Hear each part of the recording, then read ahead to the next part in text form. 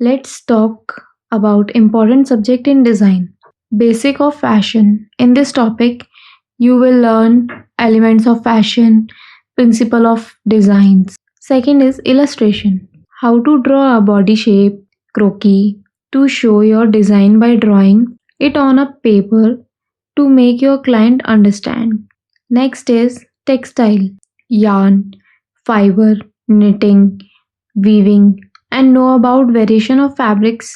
Next is pattern making. How to make pattern of a garment on paper. The pattern is used to make cutting perfect without waste much fabric. Next is cutting and stitching. In this subject, you will learn types of tools, types of machines. In this subject, you practice to making sample and learn how to cut, how to sew, etc. Next is draping. Drape means arrange the cloth where you directly put it on the dummy and then mark the cutting lines according to the design.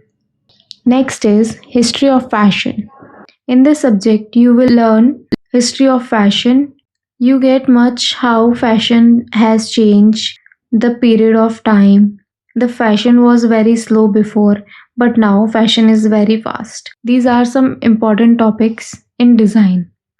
Don't forget like, share and subscribe. Thank you.